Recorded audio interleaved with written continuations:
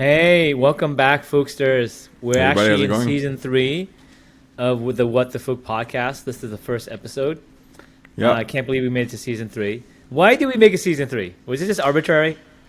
kind of. We're episode like 32 right now, anyway. So like I figure like every 10 episodes we give it like a season. So season 3 felt right, and then I So, animated a what new would you say intro. the difference between season 1 and season 2 was? Well, I feel like season 1 was a lot of introduction to us and who we were, what we were doing at the moment, and how things have changed. And then it was more. I don't know. I felt a lot more nervous at the beginning as well. Like it was shit. Like what am I gonna say? And it felt so weird. Now it's like it's just hanging out, and talking, and actually like I'm feeling the vibes a bit more. So, what's season 2 about then? What do you think?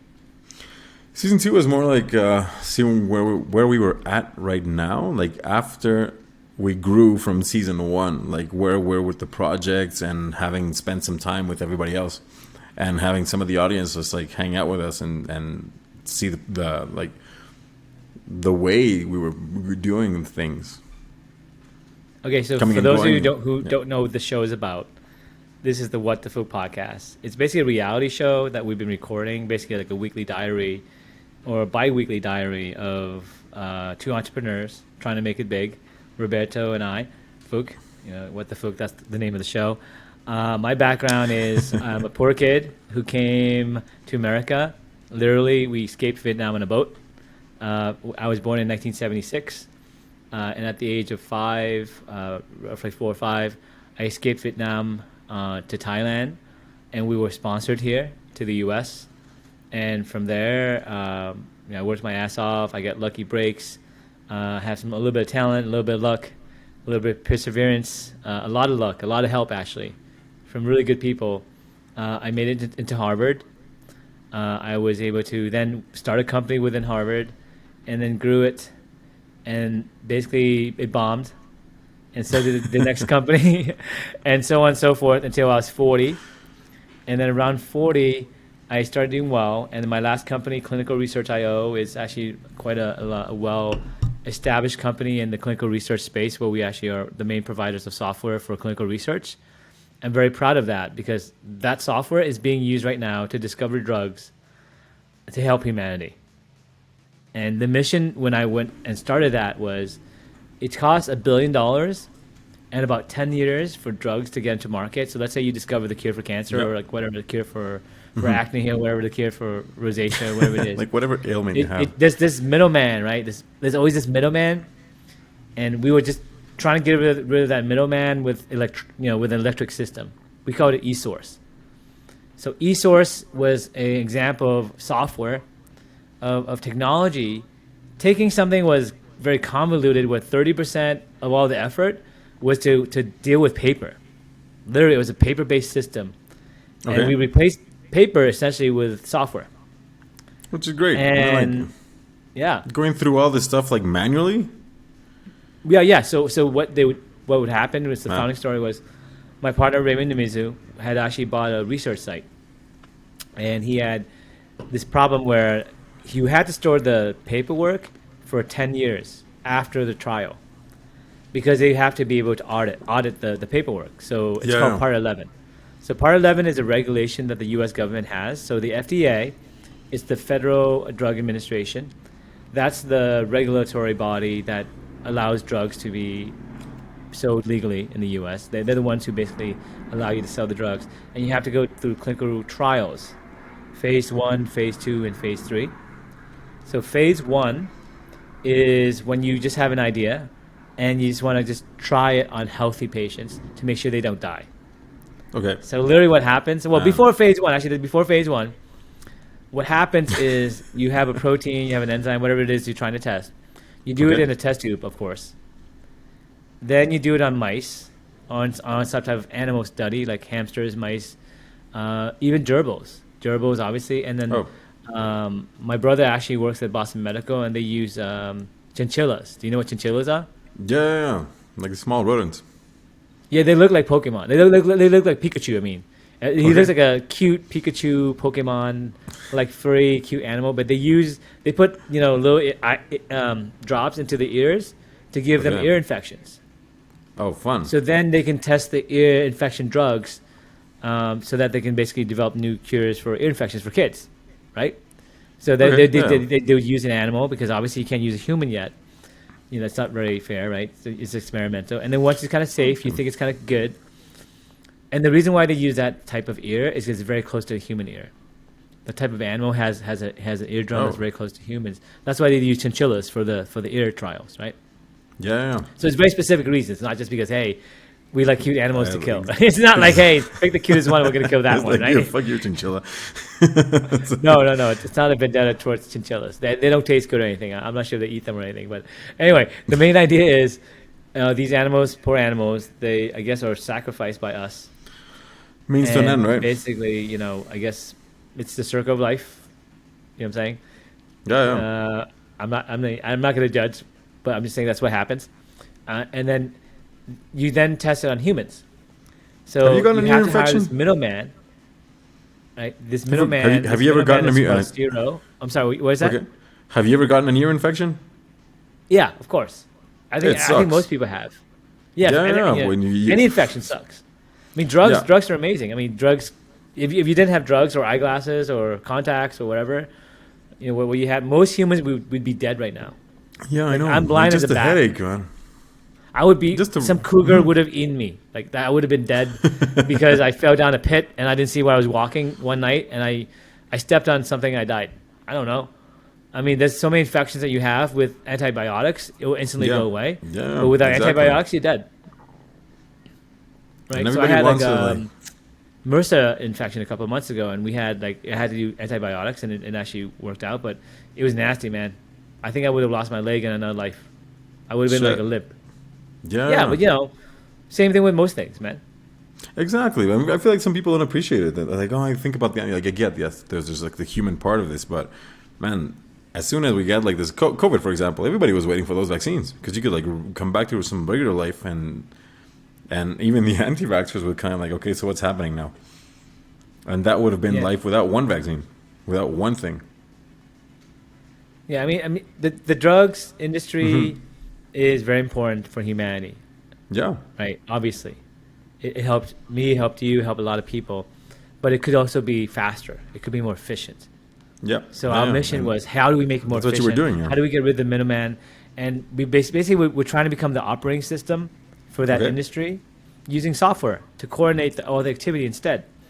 And I'm very proud that the main thing is I didn't just start the company with my co-founder, but I coded a lot of that software. I would say about 80% of the first version of that software I coded, because it was just me and a new junior developer I was kind of mentoring, and then basically a contractor who became a VP eventually after a year. But that first year, just me in like a tempo, just coding my ass off, and that was the first version of the product. Yeah, in Phuc Labs, I just did the same thing, and we have the first version of the product now. It kicks ass. Nice. It rocks. I get better. I'll teach you guys at some point. So one of the episodes, I'll be teaching you guys how to do it yourself, using the techniques I use. But let me give you an idea of what I'm talking about. Right? Do you know Amazon.com, Roberto? Heard of it? Yes. You know Amazon.com. You can probably build it in about 1 to 2 months. Right now. The whole platform? Yeah, like scalable everything. Huh. Yeah, something like that. I can show you how you do that. Maybe even less if you just buy certain products. But like, let's say you want to create Twitter, right? Twitter, a multi-billion-dollar company that they're talking about in the news right now, with like Elon Musk wants to buy and all that stuff. You know how much it would cost to rebuild Twitter right now? Probably like 1 to 2 months of time. That's it. Shit. Like how many people though? So like technology and software, it's no longer something that you would take months and years to build if you know what you're doing. And I know what I'm doing, and I'll teach you guys some of the techniques. But that's the great part. And the great part about it is you can create a lot of value really, really quickly, and help humanity really quickly. So I was very happy because we started that company in 2015, 2016, right? And I left in 2020. And at that point, we had like 300 customers. And now we have over 1,000 customers. So we grew 4x, both in customers and in revenue. Like 6 years. And we were profitable when I left the company. So now, imagine a company's profitable. You're making a couple million, right? Mm-hmm. 4 times that. So we're making, a lot of money now. and I still own a significant amount of that company because obviously, I was a co-founder. I earned those shares, and I also cashed out. Like in a previous episode, I cashed out some secondary. I had $1 million that I was able to cash out of that. So that's actually booked real money. So I'm actually no longer a poor kid from Vietnam. I can actually say I'm a millionaire.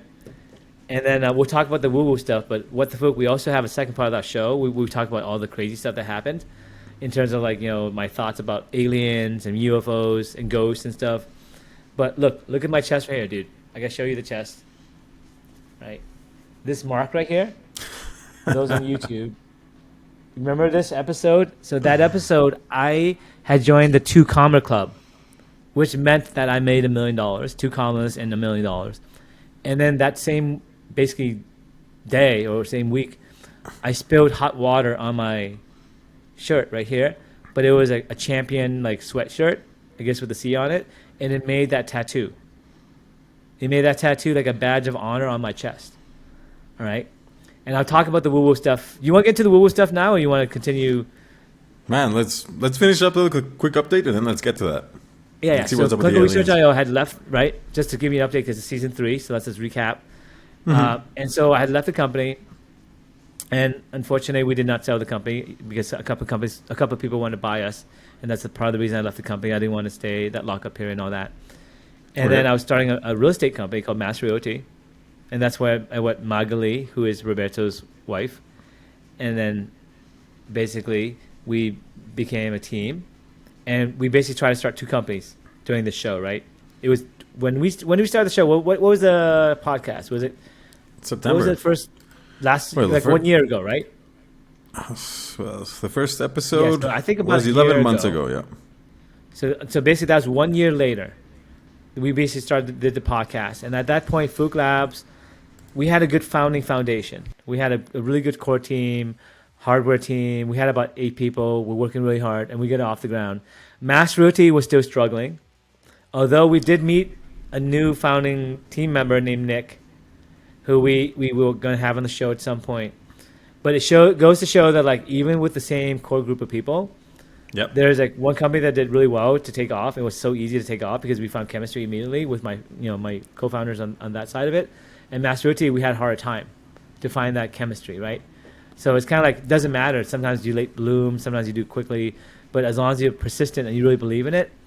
And I think that's what I think we talked about this right before the show, right? Where Joe Rogan and Mark Zuckerberg, they spoke. Yeah, they had And an we interview. were talking about how we changed our mind about Mark Zuckerberg. A little bit. And I think the one thing that changed my mind about him, because he said something actually very true, it's not the talent, it's how much you care about the solution and what you're trying to do, right? So if we care about Mass Realty, didn't matter what the talent is, as long as you keep the dream alive, man, it's still a dream, and at some point, it's the last man standing. Yeah, no, So we it's still keep definitely Mass Realty alive. It's barely alive, it's but Nick, there. we got some new blood to help us maybe supercharge that. We'll talk about that later, right? It's definitely We'll an bring endurance Nick game. maybe in the next episode. Yeah, it'd be fun to have him. Yeah, but I feel like we have it. So just think of the way I see about this. I think about entrepreneurship is it's a forming a band. You have to form a band, and sometimes you need a bassist, you need a lead singer, you need a concept, you need a theme, you need whatever. And then sometimes the music works out right away, and sometimes it doesn't work out right away. And the chemistry is there, sometimes it isn't there. But once you have the band and the core, then you can go ahead and start going on the road, practicing and writing more songs and all that stuff. I feel like we haven't figured out the band members until maybe now, Roberto, right? Yeah, but man, we've tested quite a few people though. But That, even with the other band, the Phuc Labs band, we also had some drama, right? Where the band I did form, we had some good members, some members we didn't get along with, and they were bad or good, but basically we parted ways with some of the software team, right? Yeah. And I basically said, okay, it's my fault. I'm accountable. So I basically said, let me just code this myself, and now I'm done. And I'm actually having a happy day, because Roberto, you don't know this news, okay? What happened? But let me give you an up-to-date news. Oh, Okay, so just to give you a synopsis, Phuc Labs, what we do is we invented a way to basically recycle e-waste more efficiently. So, for example, if you have a phone or a laptop or a battery in a car or something like that, we will take it and we'll basically extract the heavy metals out, like the copper, the aluminum, the plastic, and all that stuff, so that it could be reused again. It's amazing. And we use a technique that is cutting edge that we have patent pending that uses basically something called hydrorobotics.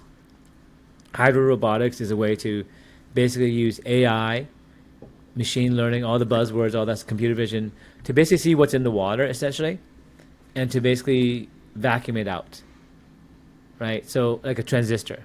So for example, if you see copper, have the water go left.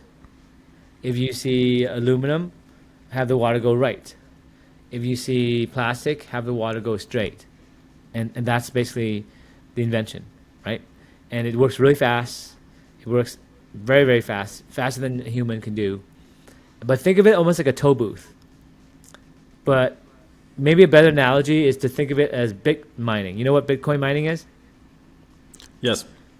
So Bitcoin mining is you have this computer, and you rent out your computer's processing power to basically mine coins. But they're fake coins. They're virtual coins, right? They're not real coins. In this case, they're actually real coins. So imagine your battery, right, has copper and aluminum. Those are aluminum coins. Those are copper coins. Those are plastic coins. Now, the plastic coins aren't worth so much, so you got to put them over here. The copper coins are worth quite a bit. That's like a penny, right? Yeah. Yeah. The aluminum coin, maybe not as much. It's cheaper. It's not a nickel. It's worth something, right? But think about it.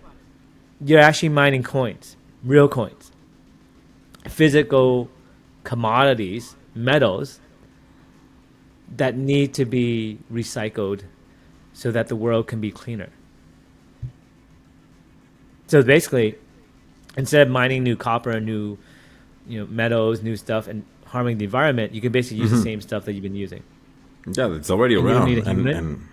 Yeah, and you just need a computer, and it works, and it's amazing. And we already have a contract with one of the largest mining companies in the world, and we're applying it to their mining operation. I can't tell you the details of it because we have an NDA with them. Stuff, man. But we're getting paid to do that, so it's a real technology. We were featured in MIT. We're part of their MIT Startup Exchange, where MIT features our technology for their partners, for their corporate partners to be able to see what the latest tech is to check out, right? So we're basically on that list. So MIT blessed us, essentially, right? And That's then, a great endorsement. Yeah. And then we put ourselves on Republic to go fundraise. And so you guys can actually invest in us by going to republic.com. And then finally, since republic.com, the video is done and it's amazing and all the stuff is ready, I started reaching out to some people that might want to invest as well. Okay. And I reached out to a special friend that I may have mentioned on the podcast before. So my first company, when I was 20, it was me and basically two roommates in undergraduate. I was a junior in college at Harvard, right? And I remember very clearly, I was in my bunk bed sleeping, and my roommate, my blockmate said, "Hey, you guys, hey, Phuc, can I talk to you? I'm starting a company. Do you want to join?" And I said, "Hell yeah, of course." And I basically started the company just with me, Seth, and Welly. So the three of us basically wrote the software for the product, but we needed some help in terms of writing the business plan. We didn't really know how to write a business plan. We just fresh college kids.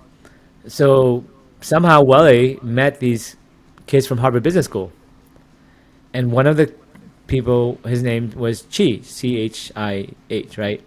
And Chi also went to Harvard undergrad. He was at Harvard Law as well as Harvard Business School because he was doing a joint degree. So he's one of the smartest people I ever met. So not only did he go to Harvard, but he went to Harvard Law and Harvard Business School. So all three. Harvard undergrad, Harvard Law, and Harvard Business School. He went to Harvard Business School and Harvard Law in the same time because it was a dual degree. Because he's just really super smart, right? And I remember why he impressed me the most, right? Because I modeled my life after him. He was also very, very blunt.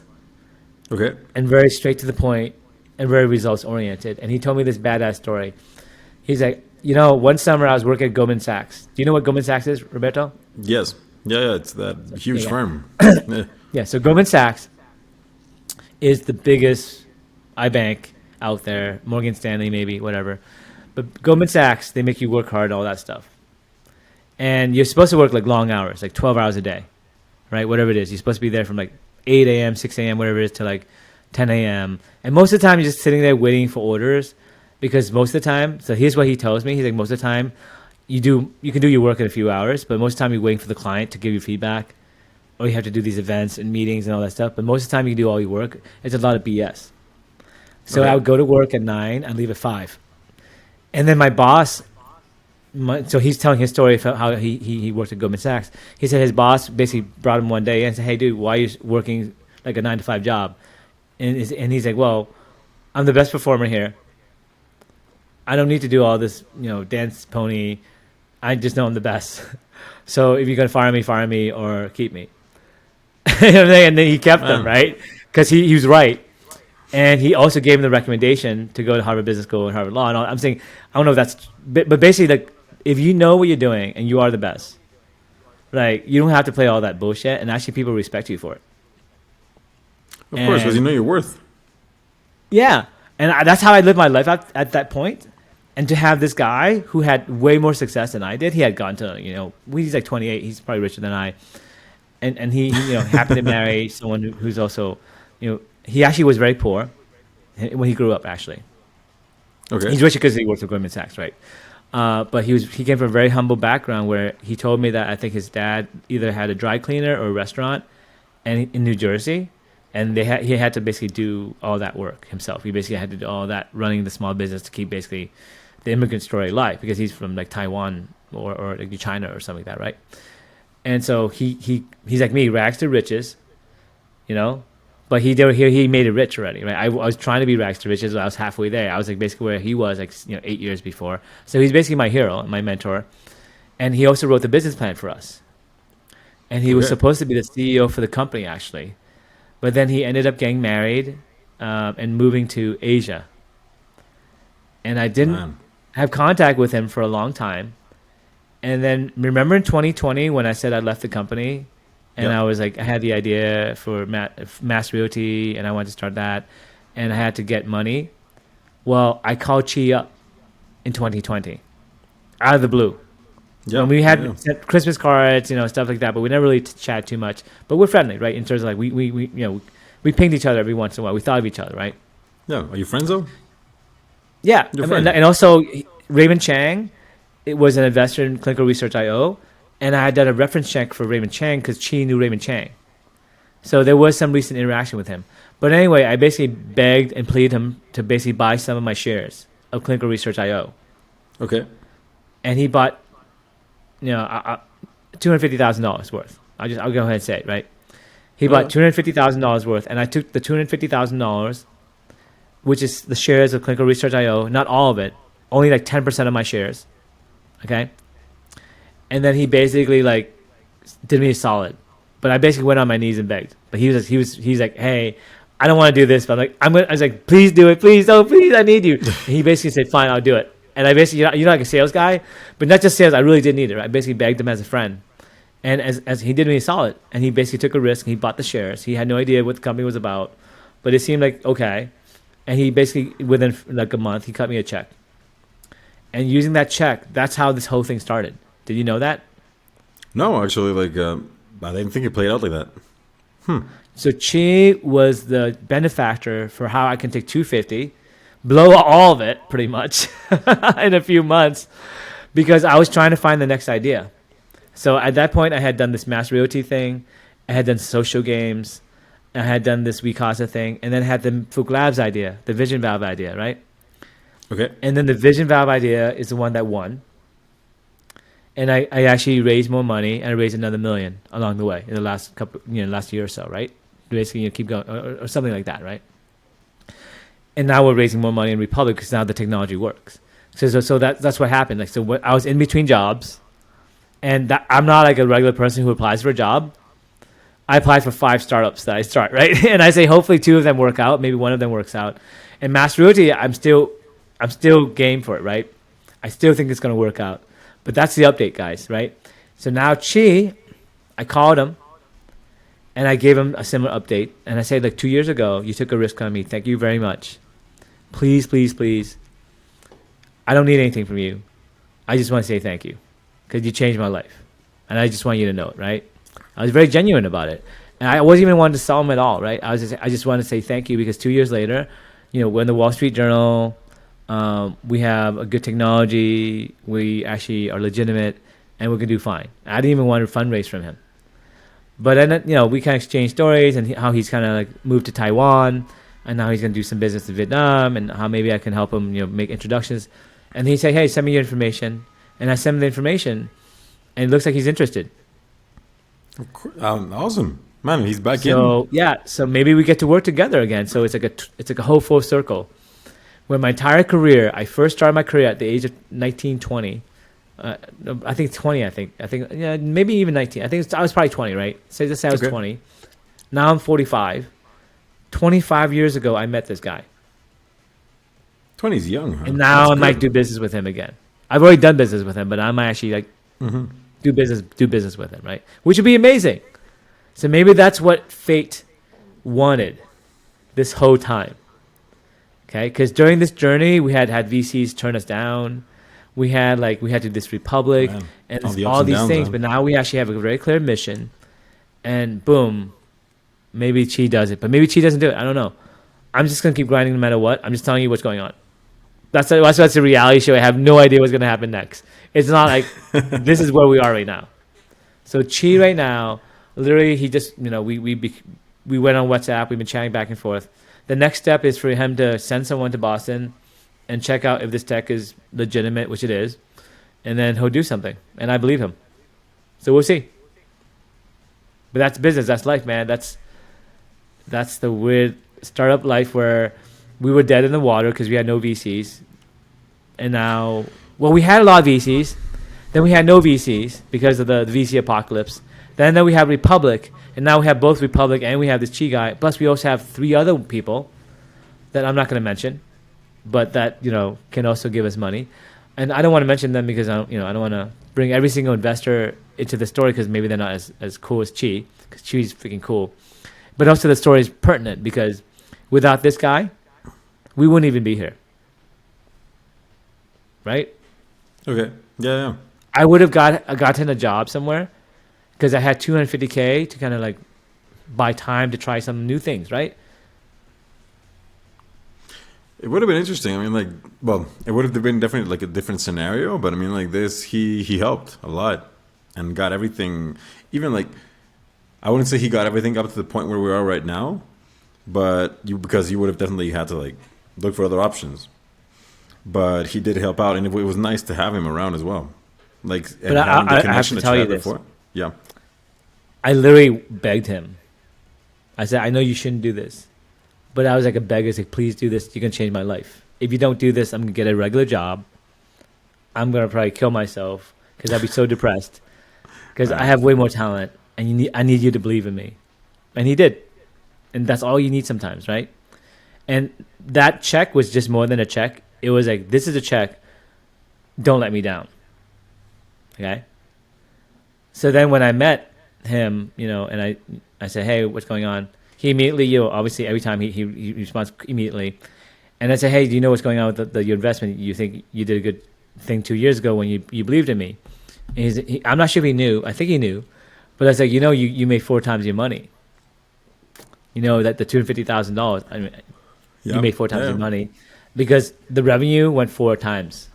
We grew 4x revenue. The company used to make couple million, now we make 4 times that, right? So do the math. Do you think the company increased 4 times in value? Sure, but maybe even more. So now now he's got his head that I'm actually a winner. I'm not just someone who just went and begged him. No, exactly. You're not a bum, man. Yeah, I gave him something. I said, I know this is worth something. I'm gonna sell it to you, but I know this is worth something. I'm not just begging. This is actually an asset, but trust me. Yeah, he wasn't asking for it. It wasn't he did help, but it wasn't a handout either. It wasn't just here. No, he did that because he didn't want to have to worry about asking me for the money back. Because he said that last time he let someone borrow money, He Well, had to go ruined your chase. He friendship. didn't want to chase him down, right? So he's like, let's just make it clean like this. Because I know I might lose my money. I'm probably gonna lose my money. I don't even know about this investment. I'm just gonna do it, and then that way I don't have to chase you down. And you know what he said? He said, I'm gonna write this side letter where if I make money, 25% of all my profit is gonna go back to you. I said, no, you don't need to do that. But he did it anyway. So basically, Nice. every dollar that he makes, 25 cents will go to me for profit. And I said, I don't need that. But he's gonna do it anyway. So I was like, whatever, man. So that's what I'm trying to tell you. He's a man of honor, and he did it as a favor. Trust me, okay? I know. We played basketball with each other. We were friends back in like early 20s when we were actually pretty impressionable with people who Back like in kind of the believe each other, days. right?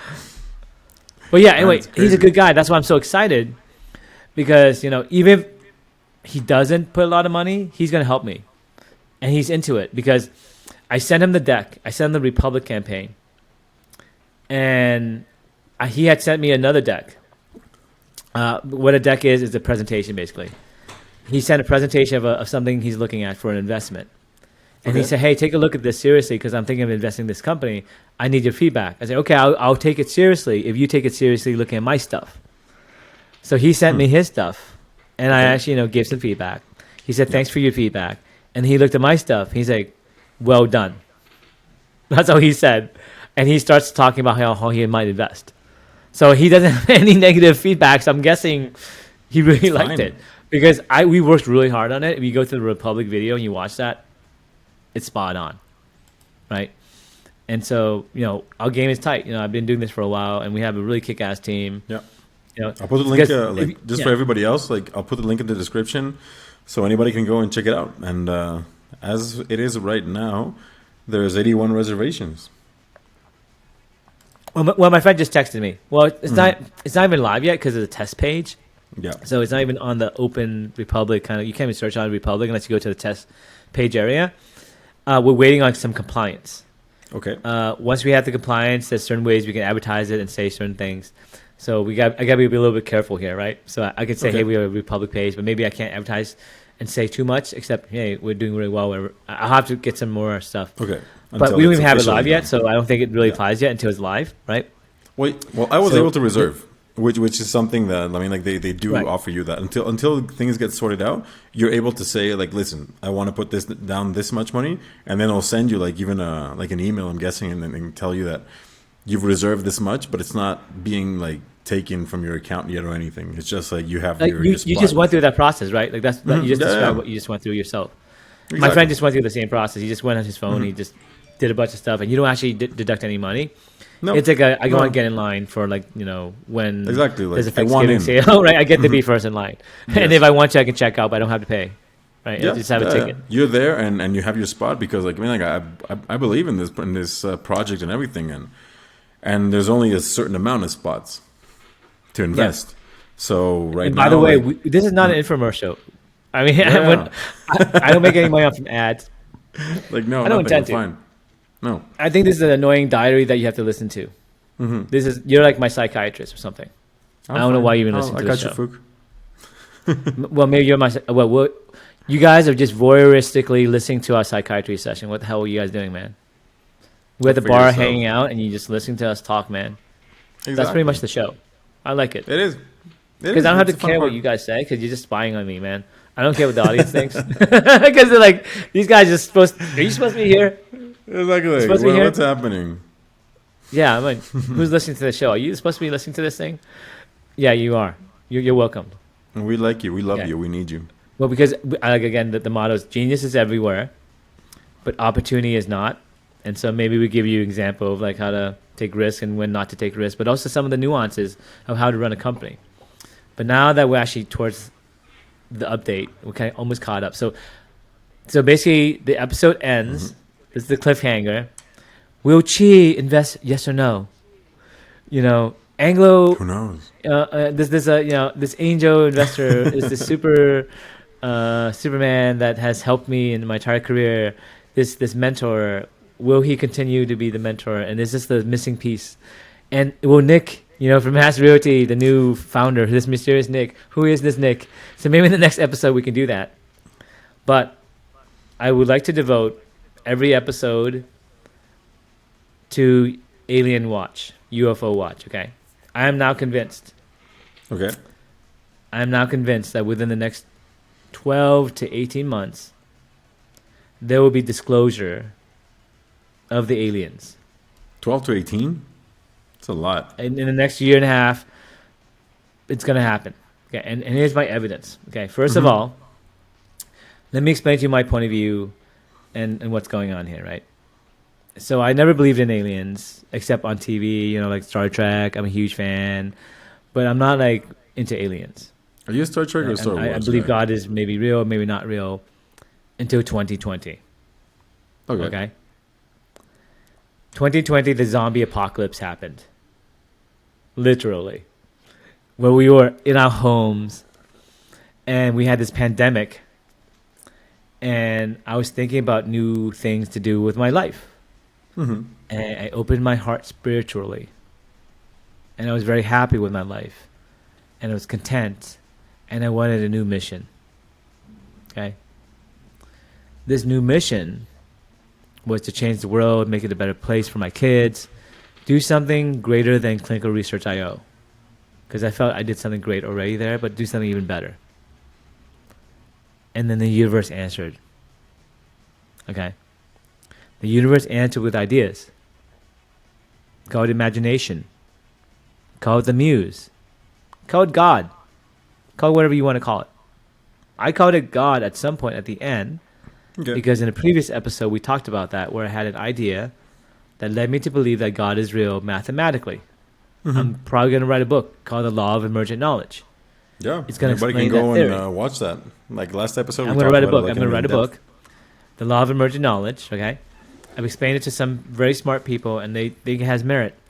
But what it says is God is real because the prime numbers are given to us by God. The prime numbers are the seed variable for randomness in our universe because the prime numbers appear randomly. And they go on forever through infinity. And as a coder, as a computer scientist, I write video games all the time when I was a young kid, right? And the first thing you do to create the universe, the character, is to create a seed variable. A number or a series of numbers, wherever it is from our universe, that's randomly going to seed the new universe and give it randomness. So in our universe, that seed variable is the prime numbers, or is actually pi, the number pi. You know the number pi? Pi is 3.14 blah, blah, blah, forever. It's a random number that goes on forever. That's the seed variable for our universe. Okay. We're in a video game, guys. If we're in a video game, or maybe not, God had to write rules to run nature. And so pi is the seed variable that gives us randomness. Prime numbers give us new numbers. For example, 11 is a prime number. Yeah. Before we got to 11, we never knew 11 existed until we counted to 11. The Law of Emergent Knowledge states 3 things to have knowledge appear. Number 1, you have to compute. Number 2, you have to loop. And number 3, you have to remember. So the prime numbers, you just keep counting, you loop. 1, 2, 3, 4, 5, 6, 7, 8, 9, 10, 11. Along each, you compute to see if that's a prime number. Part of that computation is you have to remember if that was a prime number you saw before, like is 11 divisible by something before? No. So that's a new prime number. But guess what? That number just emerged. You never knew about that number. It came out of nowhere. Something came out of nothing. And that 11, not only does it come out with 11, but when you multiply by 11 times 2, what's that? What's that, Roberto? 22. What's 11 times 3? 33. So you can discover the other numbers because it's like a fractal pedal that unfolded new numbers that appear out of nowhere. Not only did it have 11, but it had all the numbers that 11 is responsible for through infinity. It unfolded a new infinity. 11 times 11 times 11 through infinity. It unfolded those numbers. And if you need more numbers, you keep counting. 12, nope, not prime. 13, it is prime. Now you just found a new pedal of math, a new set of numbers. So knowledge emerges. The Law of Emergent Knowledge. That's going to be my book. So that's mathematically one way you can look at it. Another way you can look at it is your lifetimes. So let's say the universe is made of 3 forces of nature. There's matter, there's energy, and there's information. Information is the theory that basically I'm trying to say. The third force of nature is information. Now, you went to science school. You went to school, basic science, probably, right? Do you know that matter and energy is conserved? Yeah. You know about the conservation of matter and energy? Yeah. It's not. It doesn't disappear. It just transforms. No, you're right. It's the law of nature. Yeah. But now there's a third thing of nature. Is information conserved too? I'm guessing. Yeah. It has to be. Yeah. Yeah. Okay. The default would be if these two or whatever, it should be that assumption unless something proves that it's not. But let's go to that thought experiment. Time travel. Yeah. If you basically erase history, that timeline is gone. It doesn't exist at all. Does that make sense?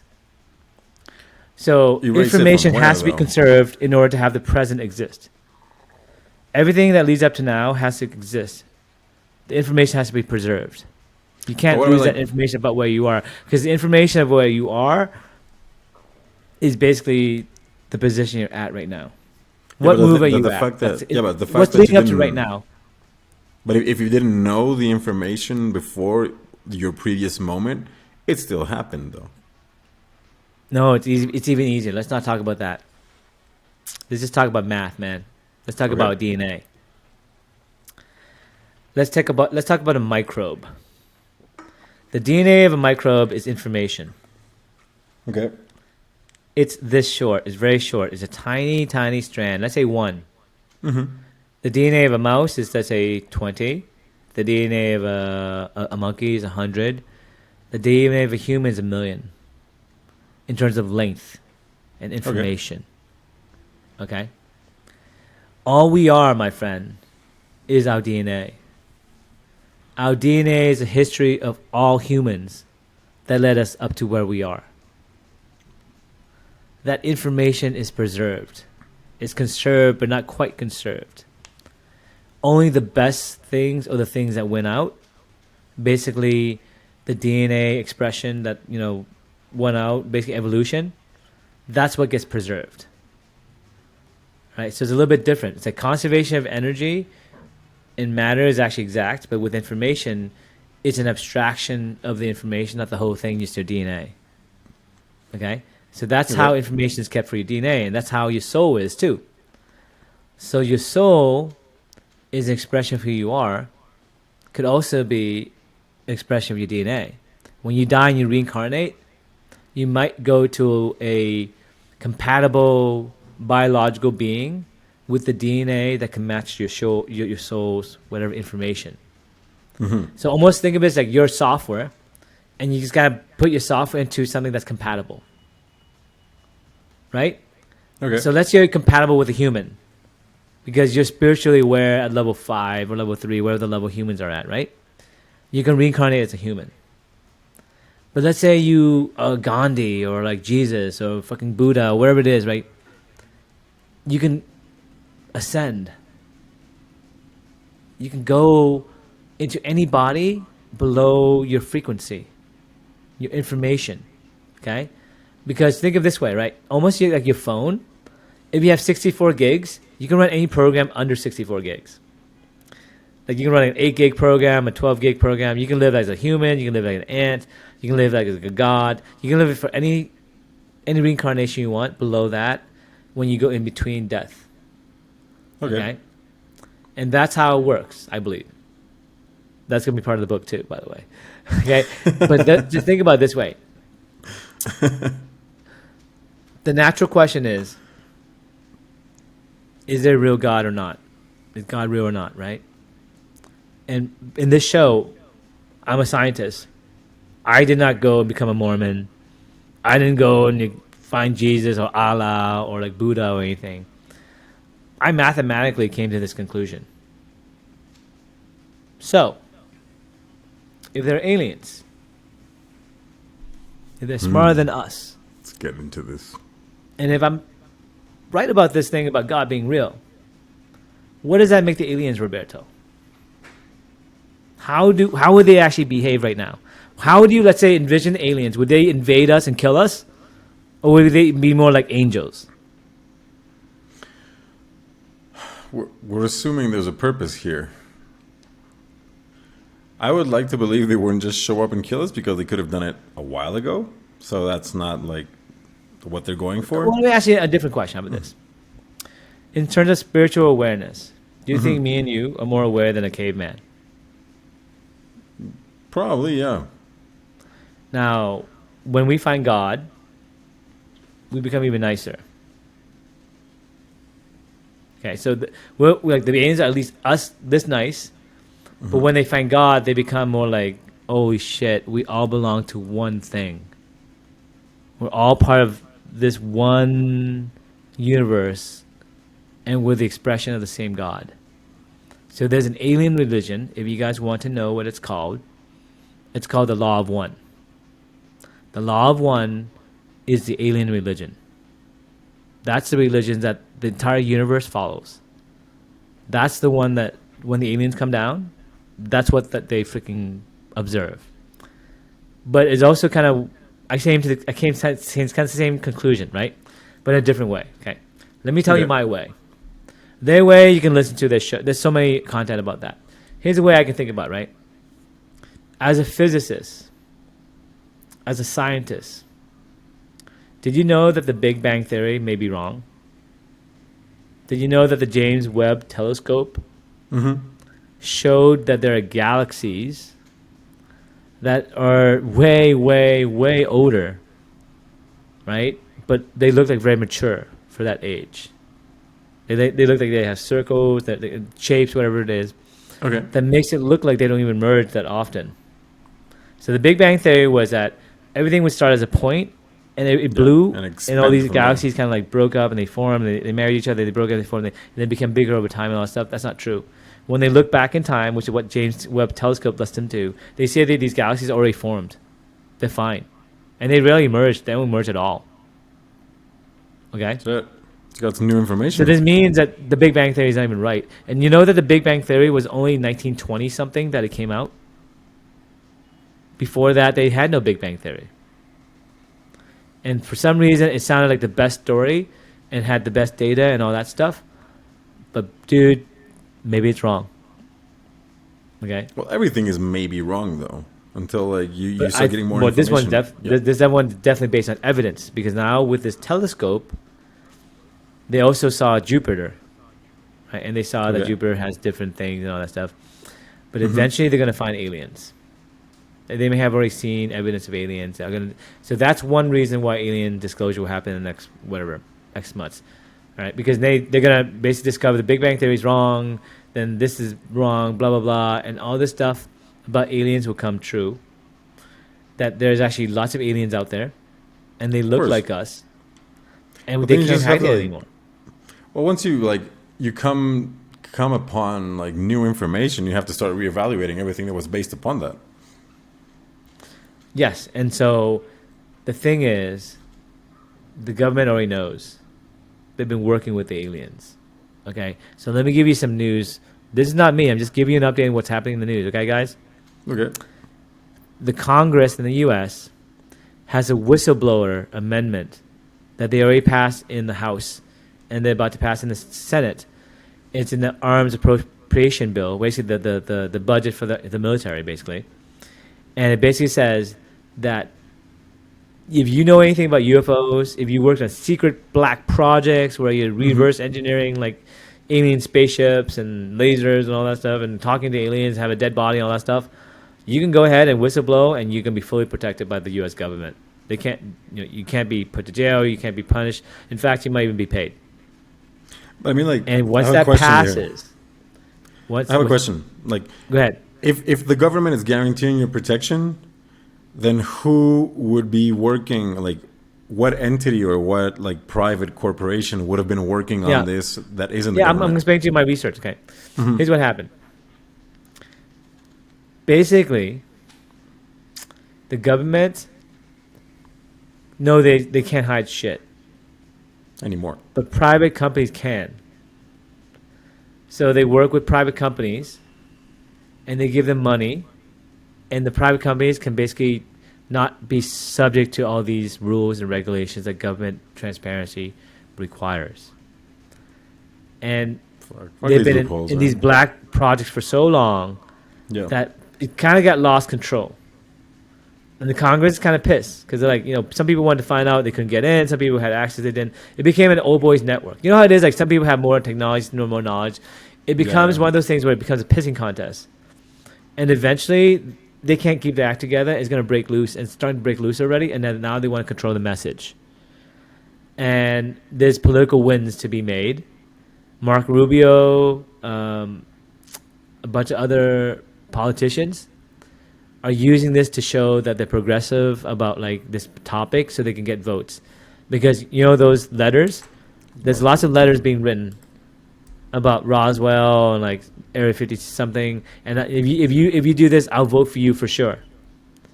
That momentum is happening, and so they're basically buying votes with their behavior, right? And the momentum is there where the politicians want it to happen. The public is actually more informed now because of YouTube and all these other social media. They can actually be more organized. The aliens actually find that we're actually spiritually aware. And actually, this is maybe part of their program in the first place. Okay? And the great news, guys, is they like us. And they've been guiding us. And they are friends. They are not going to zap us. They're not going to kill us. You don't have to go in the desert to pray and find them, all that stuff. You don't know that? All that stuff with Stephen Greer and C-52, all that. You don't do any of that stuff. But like, Just I mean, wait, do man, they just like watch us? the news. Do they like us Because as it's going to be pets? freaking fun. Go ahead. Do they like What's us as that? pets, or just like full out just like us the way we are? Like I'd like to have Okay, like a pet so- monkey, man. Here's my hard evidence about I think a hybridization program has been happening. So if Oh, you look they're at the mixing. DNA evidence, we have supposedly interbred with Neanderthals 12 times, something like that. I actually looked at the DNA evidence. So they started collecting DNA evidence of bones, of archaeological digs, in the 2000s and 90s, whatever it is, and now they're starting to synthesize that data, and they're finding that there was humans started in Africa, then they went to Europe, and then they supposedly intermarried with Neanderthals. Okay. And then they became a new branch of humanity, right? A new race. And then from there, they did it 12 more times as they moved east towards Asia, ending somewhere towards like Indonesia. Okay? So basically, there's 12 races. Because we supposedly intermarried with these tribes of Neanderthals. Now, these Why would they mix Neanderthals, they it all up? have a pattern, okay? They all have elongated heads, like the Egyptians. Yeah. Some of them look like children with elongated heads, like the freaking gray aliens. And somehow they're not smarter than us, and we killed them all. Or something happened, and we outlasted all of them, but it happened 12 distinct times. But the thing is, these pyramids, the skulls of the Neanderthals, all that stuff, they kind of look the same across all these regions. But it's 12 different distinct DNA mutations, okay? These mutations made us maybe better. Because if you look at the science and you look at if you reverse engineer the DNA that we have and how long it is, and you reverse it and you say, okay, this number of mutations, this number of improvements, all that, how long would it take for the human species to be where it is? And it's supposed to be a lot longer than it actually happened. Okay. So what that means is, well, we either existed longer than the solar system, which is impossible, Yeah, or we I were know, seeded like, by where- some mushrooms on the planet Earth, and we already had some advanced capabilities already. Which means the panspermia theory, right? Which means that we were starts to make seeded. sense. Yeah. Yeah. We were seeded with DNA that was already very complex. And did you ever see the movie Prometheus? That was I a did. plot of that, right? Where Yeah. basically the DNA was in these spores, or whatever, this person, whatever. The idea is, the truth is in these mushrooms. Mushrooms are our grandparents. These mushrooms hit Mars, they hit us, they hit Venus, they hit everywhere. In our solar system, they also hit the part of the galaxy. And some of these mushrooms, they sprouted earlier and became races that basically guided us. Because they're our cousins. So let's say you have a cousin and your cousin's 12 and you're like 2 months old. What would the situation be like? You might be like in a bed cradle being taken care of by the 12-year-old who's babysitting you. So that's what's happening, my friend. We're basically in this cradle, and at some point we mature enough spiritually to be brought into what? Adulthood. Or at least enough to talk and walk and join the family. We live in amazing times.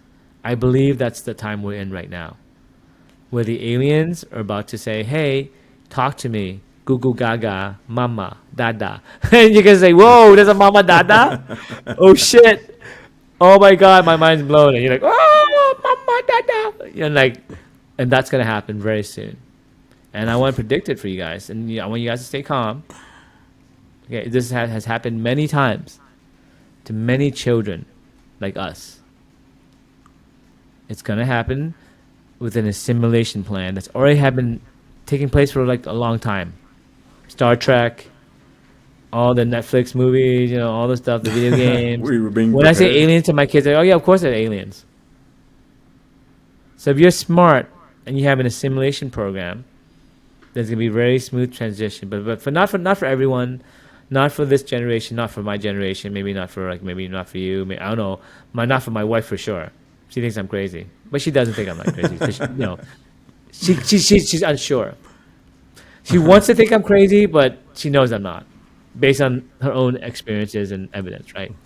So the main thing is this, guys. I sound crazy, or I can also be correct. We'll know in the next year or two.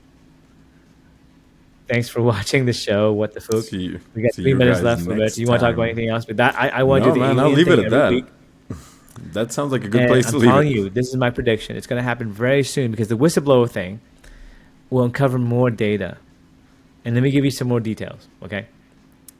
So there's this part of your brain. It's basically around here. It's the back of your brain. It's called the basal ganglia, okay? There's a part of it called the caudate pitumen. That part of it is enlarged in people who have UFO experiences, okay, or who are telepathic. Okay? So telepathy, I'll explain to you what telepathy is. Do you want to know what the telepathy is? It's not what you think it is. Of course. Yeah. What is it? I know like the Because when you have version. telepathic thoughts, it's really simple. You know how you have a best friend and you always complete each other's thoughts? Yep. Telepathy. You know how you think about someone and they just call you? Telepathy. Okay. Telepathy is a way that you can predict the future and predict a question. And having the same CPU, Okay. the same logic board, the same reasoning, the same frequency. Okay? Yeah, like So let's say I'm computing things trained- the same way with another person. I'll give you an example, right? Yeah. Let's say, remember the Star Trek series and they had Vulcans. Yes. The Vulcans went and trained to think logically exactly the same way. It was a religion based on logic. Okay? In that way, they were telepathic. Meaning, let's say they fight in a team. Everyone knows exactly logically what everyone's role should supposed to be. Okay. There's no emotion. Okay? No, exactly. So You telepathy just is the know ability what's to, happening. at a distance, coordinate each other's effort. But imagine that it's also called imagination. There's two parts of telepathy. One part of telepathy is to communicate, to synchronize. Okay, if in this situation, I'm going to do this and you're going to do that. I throw this football and you run that way. It's Tom Brady throwing it to Gronk, right? For a touchdown. That's telepathy because they are really good chemistry together. The word chemistry is telepathy. Okay, I'm trying to translate everything that we say to telepathy, because that's what it is. Okay, when you have twins that know each other's thoughts, that's telepathy. When you have a nation that believes in the same morals and goals and everything, and they all fight for the same cause, that's also telepathy. Okay, but that's a weak form of telepathy. That's a weak form of telepathy. That form of telepathy is like ants trying to coordinate with each other to build an anthill. Okay, it helps you do some coordination, helps you kind of work together well. But let's say you can even more extreme. But that's all telepathy is. It's coordinating on a phone, on Instagram. That's a form of telepathy as well. It's coordination, right? Okay. The other form of telepathy is to tell the future, like to be an oracle. Oh, your future is this. You're gonna do this, this, and this, right? But it's really just wisdom. You know, these two, they can get married. I know they're gonna break up for sure because they're 25 years apart. You know what I'm saying? Oh, they're totally opposite personalities. I know for sure that they won't get along and they're gonna break. See, so sometimes people are always right on certain things. Like, how come she knows everything about everyone's relationship? She's so wise. She's Oprah, right? She's so. But that's also a form of intuition. Okay. Now, you know what intuition is, man? Well, you can Intuition just is assess imagination. information. Yeah.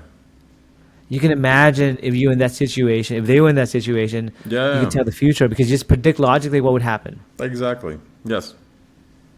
So what we call telepathy, we can also call other words: imagination, intuition, spider sense. But if you refine it, you can also call it logic. You can call it, hey, it's logical. That's what they did bunkers too. Of course they knew that. That's not a magic tree. Of course they knew this is going to happen because I came in with this and this and this, and they read my emotions, and therefore it wasn't my aura. They just knew how to read my psychology. Yeah. But what is that? That's aura. Aura is reading signals, whether they be light. What you call aura, you imagine your head as being light. But the other person might be saying, oh, your body language is your aura, plus your eye movement, plus this. That's for me, that's aura. But for you, you think aura is some woo-woo thing that this person's imagining. Yeah. You just know where to look feel. at to get I feel information. this, right? But that could be because intuition, subconsciously, that's all those things happening, and you're just really naturally doing it, but you don't even understand why you're doing it. Well, you're just better at gathering information. That's the way you can also say that's not telepathy. It's just logic. Mm-hmm. But that's also how telepathy works. That's your safe code. Okay. If you communicate with somebody and you don't agree that's a thought that they would say, let's say you have a telepathic thought from your wife, Yeah. but you think your wife would never say that. That's basically your natural antivirus program. So this is how you channel. Okay, this is how I think logically you channel. I tried this once or whatever it is, but the way you think about it is, let's say you miss your mom or you miss your dad because they passed away, like my dad, right? Okay. I would say, Dad, what did you feel in your last moments? And then my dad, I would imagine what he would say, but I would put myself in like a state where I would basically try to put myself in the shoes of my dad, as much as I know my dad, and I would imagine him talking back to me. And if you have 100% certainty that your dad would say that, then that's actually you talking to your dad's spirit. Because your dad's spirit is your memory of him. Yeah. So in some ways, it's kind of woo-woo, but that's how you talk to the dead. The way you talk to the dead is the person who knows them the most has to do a seance or something, and they're moving the little, the little thing subconsciously, but that's because they know the answer is right. Yeah. I think there was like a Black Mirror episode on that where they just like kind of replicated dead people, and you just get like whatever information they downloaded onto like a server or whatever it was, and then but this is different, man. This is telepathy, right? Let's say I'm 99% sure. Then that's not you talking to the dead. That's a guess. Okay. If you're like, okay, Dad, what's the combination for the safe? And he says it's 859. And you go and you do 859, it works. That's telepathy. But you know why it's 859? Because that's your birthday. And your dad would always use your birthday for a combination. Yeah. Now, you might call that logic. You might call that you understand your dad really well. But think about it this way. That's the same thing. Maybe you would not have remembered it. Maybe he sent it to you. I don't know. Then the main thing is that memory of that connection, that frequency. It's a map of how to communicate with someone from afar without them being there. It's like you talk to your dad without your dad being there, Okay. and then you're like 100% sure that's a conversation you would have had no matter what. That's Yeah. telepathy. Yeah. That's all it is, man. Does that make sense to you? It does actually. So that's why you have these monks. They kind of meditate. All these people kind of like do the same kind of like group kind of thought, group humming, group all. They kind of synchronize, and that's because they're trying to synchronize and their way of thinking, their spirituality, so that no matter where they are, it's a harmonious organism, right? That would never die. That works together in harmony. Because every other cell knows what each cell is supposed to do, and they're willing to sacrifice for the greater good. Because they're part of something bigger. And they don't fear death. They don't fear death because there is no death. You're just playing your role in this organism. Yeah. And for you the may time being. perish, Yeah. but you get reincarnated. It's cool. But Yeah, if you no, don't it's play fine. that role, then this organism, it can't exist. That's called love. That's called, forgiveness. That's called whatever we want to call it. That's called God. That's called aliens understanding God. And that's why the aliens are good guys. These aliens are like monks. They're fucking angels. They're freaking gods that used to, guide us. They're good guys. Trust me, guys. Nothing to fear. My prediction, that's what the Phuc. Thanks for listening. That's my prediction. When it happens, stay calm. And if I'll let you know what's going let on. us know. Don't worry. We're right here I got for you. Take care, guys. See you guys next time.